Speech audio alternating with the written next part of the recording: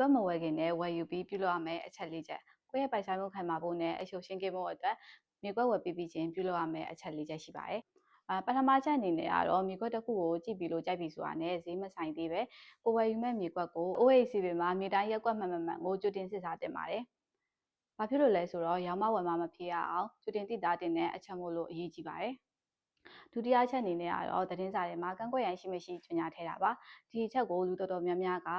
ပတ်စံကုန်နေဆိုပြီးကြော်သားတတ်ကြပါတယ်။ဒါပေမဲ့ဒီကြေညာကတင့်ကိုဥပဒေအကာအကွယ်ပေးသွားမှာပဲဖြစ်ပါတယ်။အကယ်၍ကန့်ကွက်သူမရှိပဲရဲကြော်သွားမယ်ဆိုရင်တင့်ရဲ့အယောင်းဝယ်ကဥပဒေကပုံခိုင်မာသွားမှာပဲဖြစ်ပါတယ်။တတိယချက်အနေနဲ့ကတော့လက်ရောက်ရယူပြီးခြံစည်းကိုခတ်တာပါစာချုပ်ထဲမှာပိုင်ဆိုင်တာတဲ့လက်တွေ့မှာနမိတ်သတ်မှတ်ဖို့အားပိုရေးကြည့်ပါတယ်ကြောက်တိုင်ခတ်တာခြံစည်းကိုခတ်တာမျိုးတွေကိုချက်ချင်းလုပ်ပါအိမ်သားရှင်တွေရှိမှနမိတ်ကိုအတည်ပြုလိုက်တာက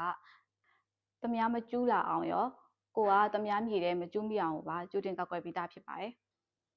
နောက်ဆုံးချက်အနေနဲ့ကတော့လက်မှတ်ထိုးထားတဲ့ဂရိစာချုပ်လေးတစ်ခုတည်းကိုပဲအကြာကြီးမကင်ထားပဲနဲ့မူလပိုင်ရှင်ရှိနေတော့မှပဲအမည်ပေါက်ဖောက်ခြင်းနဲ့စာချုပ်ကြီးချုပ်ဆိုခြင်းတွေကိုအမြင့်ဆုံးလှုပ်ဆောင်တင်ပါတယ်ဒါမှသာနောက်ပိုင်းကိုပြန်ရောက်တဲ့အခါဒုက္ခမများမှာပဲဖြစ်ပါတယ်မြေဝယ်ရဆိုတာငွေများကြီးကုန်ရတဲ့အတွက်ကိုယ့်ရဲ့ပိုင်ဆိုင်မှုမဆုံးရှုံးသွားရအောင်ဒီချက်၄ချက်ကိုလှုပ်ထားကြဖို့တိုက်တွန်းအပ်ပါတယ်ရှင်ညီမတို့လင်း7 Real Estate မှာဆိုရင်ခရမ်းမီပေါက်ဖောက်ခြင်းခရမ်းမီပေါက်ပြောင်းခြင်းနဲ့စာချုပ်ကြီးချုပ်ခြင်းကိစ္စရပ်တို့နဲ့အင်ချမ်းမြေကိစ္စအဝဝတို့ကိုတနေရာထဲမှာ one stop service ပြုလုပ်နေတဲ့အတွက်ယုံကြည်စွာအနှံ့နိုင်ပါတယ်ရှင်